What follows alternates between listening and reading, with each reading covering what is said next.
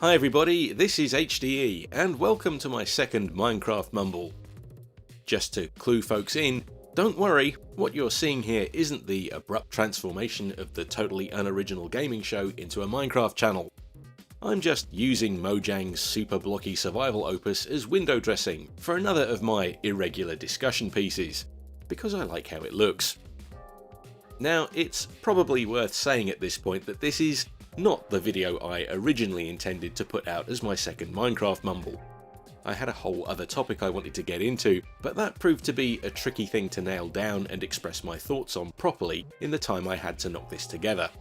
So I think what I'll do is put that to one side and keep beating it into a shape that seems reasonable and fairly worded. Hopefully that'll be ready to go for another time. For now though, I figure that in the same way that the first Minecraft Mumble was kind of a reaction to stuff I'd seen floating around on social media just before I put it together, this one's going to be the same kind of deal. And I'm going to talk about my perspective on something I've noticed that's been coming up more and more in online discussion just recently. What I want to talk about is the increased frequency with which I've been seeing certain terms used to describe content creators, because they seem to be buoyed up by a lot of questionable thinking and some unpleasant attitudes. Specifically, it strikes me that I've seen the term e-begging thrown about a fair bit recently, and I've been seeing the term e-beggar used to describe content creators, sometimes as a general slur, and sometimes directed at certain creators specifically. Now, I'm going to be completely candid here. I am not a fan of these terms at all. I think they carry connotations that are inherently disagreeable, and when I see them used online, they often seem to be aimed at folks who, to my mind at least, certainly don't warrant the kind of labelling they infer. But the real reason I hate these terms is that they're really, and I mean really, really off base. I'll get into what's apparently meant by the term e-begging in a moment, but first let me explain something here, which will hopefully go some way to explaining why I feel the way I do about the use of these terms. Whenever I've seen them used online, it's put me in mind of something I see a lot in the town where I live in the UK. It's got a problem with beggars, as in professional street beggars. And by that, what I mean is, there are parts of my town that you can't walk through without having folks call out to you from curbsides and empty shop fronts, asking, sometimes quite insistently, if you can spare some loose change. These folks pose as homeless people, but it's pretty well known that a good number of them are actually quite comfortably housed, and they coordinate amongst themselves to make sure they all go home with as much money as they can possibly squeeze out of the public at the end of the day. Their approaches are well rehearsed, they know how to phrase things in hopes of inspiring pity, but they're as fake as it gets. Some of them are known to the police for their antisocial behaviour. They can be quite antagonistic when they don't get their own way, and they often gather in local parks or public spaces to get high or drunk together. Basically, they're a nuisance. It's not hard to see why characters like this tend to earn the scorn of the general public, because they appear to be a burden on society, abusing the goodwill of strangers, taking and misusing their money, and, this is the important part, giving nothing back in return. With all of that in mind, you can see why the term beggar carries an undesirable set of implications. Now, I don't think folks who are labelling creators as e-beggars have necessarily got this kind of thing in mind when they do it. E-beggar is a buzzword, and buzzwords are often employed by people who haven't given more than a second's thought to what they might actually mean. But just because it's the way my brain works, I can't help but make a connection between the two ideas.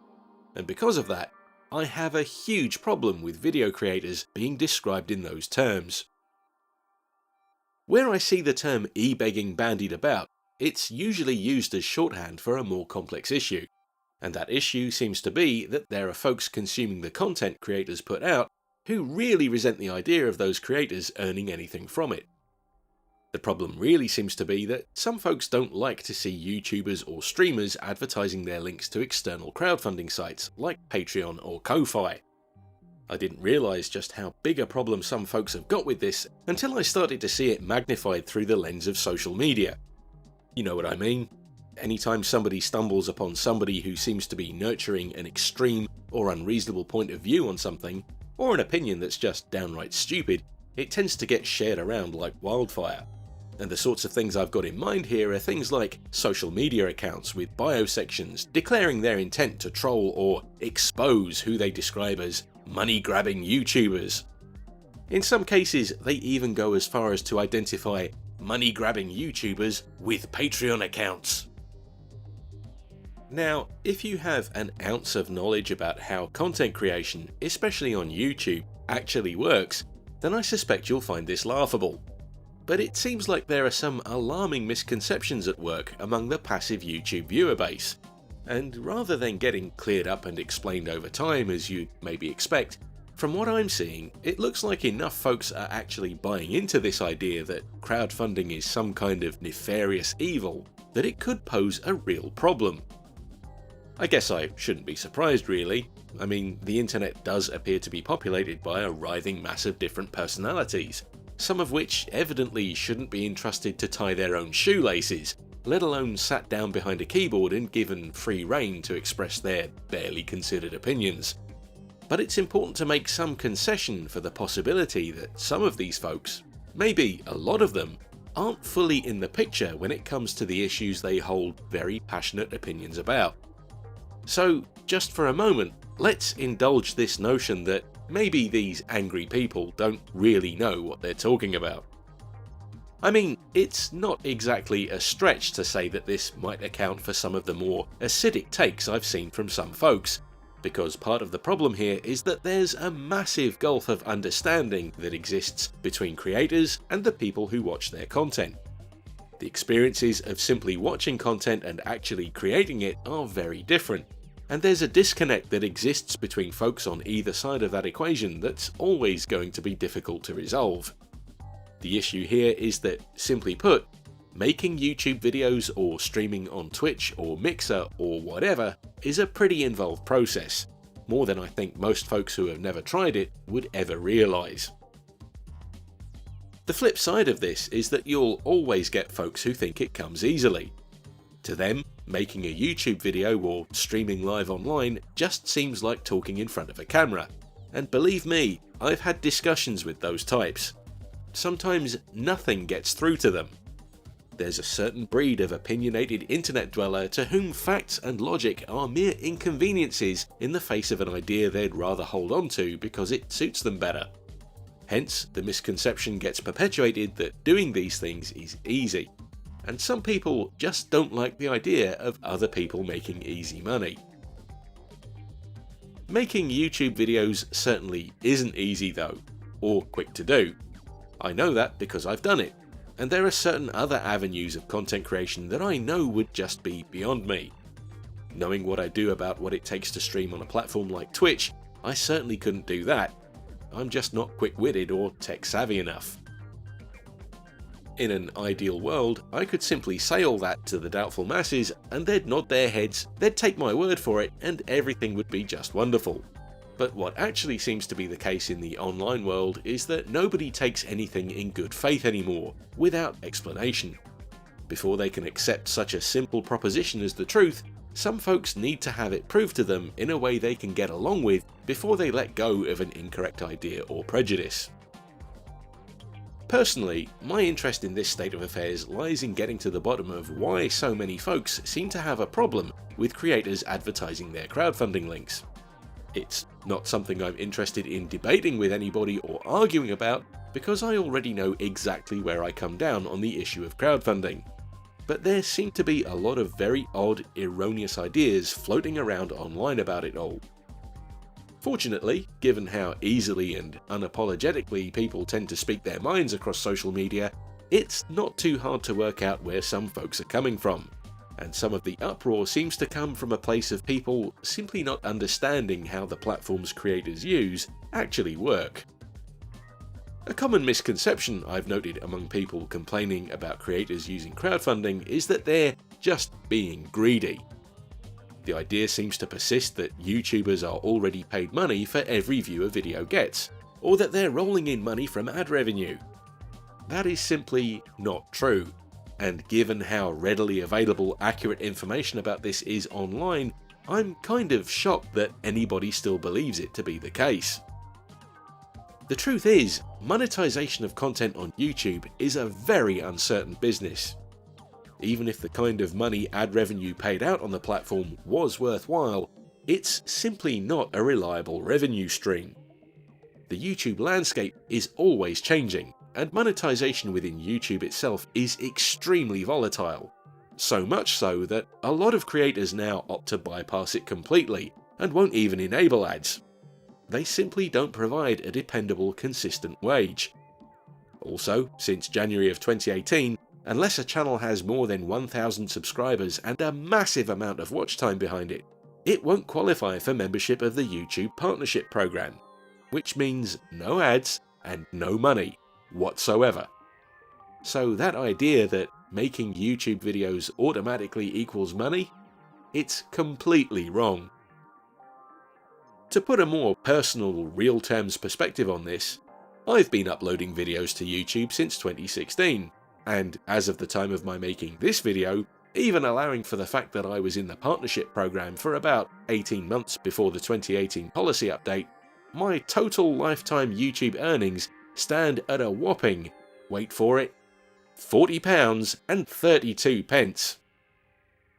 To break that down further, while I describe that sum as my YouTube earnings, what that actually comprises is £30 in Ko-Fi donations from viewers, less the cut PayPal takes on those, and £10.32 from YouTube ad revenue, which I'm no longer eligible to earn since being ousted from the YPP. That's currently held in my Google AdSense account, and because of the way AdSense pays out, may conceivably never be paid to me.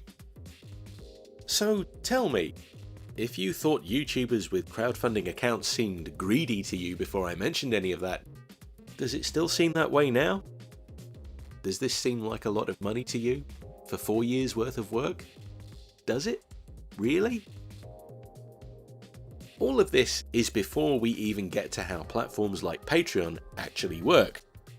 It's not compulsory that creators using Patreon provide them, but very often, monthly pledges come with rewards attached for backers. These are entirely provided at the discretion of the individual creator. Some don't offer them at all, and I think that's fair enough. Making those kinds of rewards available does entail extra time, effort, and cost after all. But some creators make some really cool stuff for their backers. I've seen all kinds of things like glassware, calendars, plush toys, stationery, coffee mugs, clothing, and even media containing exclusive content offered as backer rewards. Now, you may not think those perks make a financial contribution to somebody's channel worthwhile, and if that's the case, well, I really can't say anything to change your mind. The worth of goods and services provided by a vendor, or in the context of this discussion, a content creator, are squarely decided by the consumer. But I'm sure we can all agree that in instances where a creator is offering these kinds of rewards via their crowdfunding pages, they are indeed offering something tangible in exchange for their backers' donations. So folks who contribute aren't entering into a one-sided transaction. That in itself shouldn't even be a point I have to make, because even before you look as far as a creator's Patreon or Ko-Fi page, they're demonstrably providing a product to their viewers and subscribers in the shape of their videos. And it can't be stated emphatically enough that videos are currency in this discussion. Videos aren't nothing. They're the whole reason any of us are here. And yet I've literally seen folks commenting without a hint of irony or self-awareness that they think video creators who advertise crowdfunding links are asking for bonus cash or free money, literally a handout, or something for nothing. Some people are even of the opinion that creators shouldn't see any reward for their work. I find that absolutely astounding and extremely disrespectful, and not a little bit entitled on the part of the complaining parties. Where's the acknowledgement from these folks that those same creators they're denigrating are in fact already providing a very substantial product to their viewers, regardless of whether said viewers decide to pay anything toward its production or not? On YouTube, if anyone's getting something for nothing, it's the viewers, not the creators. Let's be real here. Most services that provide the kind of entertainment you find on YouTube, and by that I mean full motion video, operate to a drastically different business model. If you live in the UK or the United States, you pay for anything you watch on TV. If you have Amazon Prime, you pay for what you watch. If you have Netflix, you pay for what you watch. That's not by accident, because these are all corporate platforms. They're not going to pony up their content on a pay-if-you-want-to basis, because they know, the entire entertainment industry knows, that if you give people the option to have something for free, alongside the option to pay for it if you want to, people will take a freebie every time. Now, don't get me wrong. As a creator on YouTube, you sign up to use the platform knowing full well this is what you're getting into. That's why it's important to have realistic expectations. It's also why I would suggest it's important to look into uploading to other, more immediately profitable platforms if financial compensation for your effort is important to you. Of course, you might argue that the comparison between YouTube and giants like Netflix and cable TV networks isn't fair, because they deal in different kinds of content. But that's really a whole other discussion.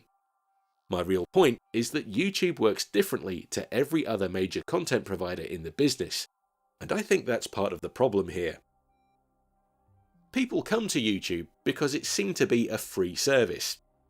I've no doubt that a large chunk of its viewer base wouldn't use the site if they had to pay for the privilege to do so, and there's so much material on the site that's been dubiously uploaded in violation of copyright, including entire motion pictures and full runs of TV shows, that I've no doubt it's become the place to watch stuff for free in a lot of people's minds. The thing is, and this goes for platforms like Twitch as well to a certain extent, YouTube differs from paid services in that it has a focus on homegrown content made by independent creators. It has a personal touch in that regard. I think that's being threatened more and more as Google mismanages the site and tries to turn it into something that more closely resembles the services it perceives as its rivals. But for the time being, at least, independent creators are the backbone of the site. I believe they're the reason most people come to YouTube.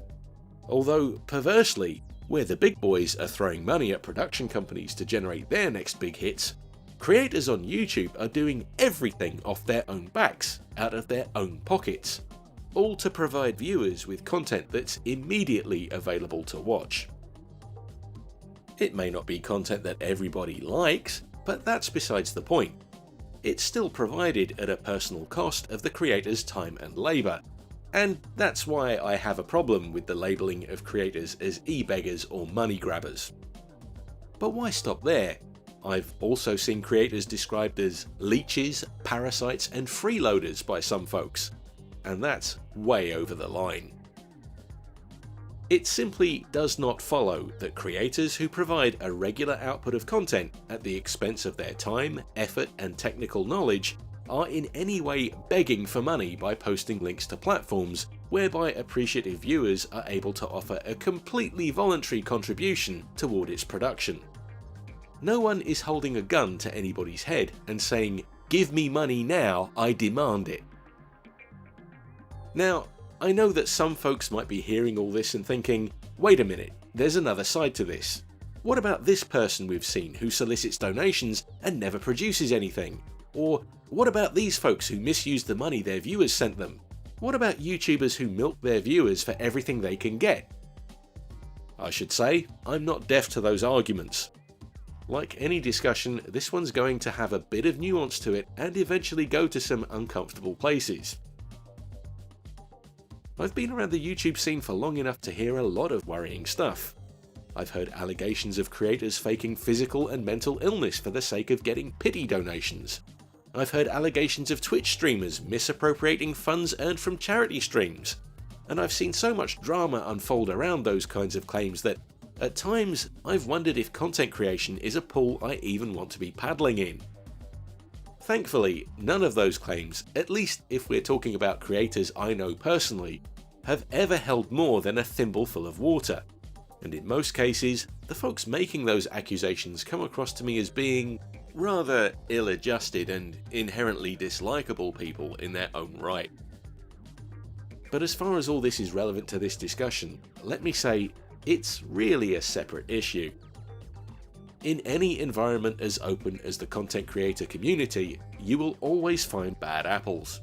But they don't define the nature of creators as a whole, and they certainly shouldn't define the experience that viewers have when it comes to interacting with them. It shouldn't deter appreciative viewers from donating to creators if they enjoy their content and feel like they want to support it that way. There will always be unscrupulous people who seek to abuse the good nature of others. It definitely happens. Not more than a few weeks before making this video, I unfollowed a certain streamer myself because their constant badgering of their followers to quite literally buy video games for them had escalated to a level I wasn't personally comfortable with. What I didn't do in that case was declare war on all creators with PayPal accounts and Patreon pages. I didn't launch a prolonged vitriolic attack on their social media account, accusing them of being entitled and duplicitous. That would have been presumptuous and foolish, and mean-spirited. I don't know that person's circumstances. There may not be any malicious intent. They may just have some life lessons to learn. So waging a righteous war against them would be silly and unreasonable. I really hope I'm wrong about this, but it does seem to me at the moment that the idea of creators using crowdfunding being an immediate red flag is becoming worryingly pervasive. At best, I'd put it down to viewers lacking insight into the way YouTube has become increasingly inhospitable to creators. It is and always has been a terrible platform to make money on. But the truth is, it's because YouTube is getting worse in that regard that more channels are leaning harder on things like Patreon. It's also true to say that I don't know of any creators who sincerely feel they're owed anything by their viewers. Nobody is saying that viewers are obligated to pay creators for their work. Most are extremely grateful just to have folks watch their videos, and dare I say it, quite often overwhelmed to find that folks appreciate their efforts enough to back them financially. Nobody I'm aware of is aggressively demanding that they do that. If you ever see that happening, I'd say that's your red flag. The bottom line here, as far as I see it, is this. If somebody has a problem with creators publicising the measures they've put in place to profit from their efforts, that's actually an indicator of a bigger problem on their part. Because it says to me that what they've really got a problem with is the notion that people should be paid for their work. And content creation is work. It doesn't matter if you personally disagree with that statement, because it's not for you to decide. Nor is it for an opinionated idiot with their own YouTube or Twitch channel to decide. And if you're one of the folks holding on to an aggressively strong opinion that creators shouldn't see a penny for the work they put into their videos, think of it like this. How would you like it if a complete stranger walked into your place of work and told you and anybody else who'd listen that you didn't deserve to be paid for being there? You'd be outraged, because the implication would be that you were not respected by that person, and that your work meant nothing to them. So please, don't do it to somebody else.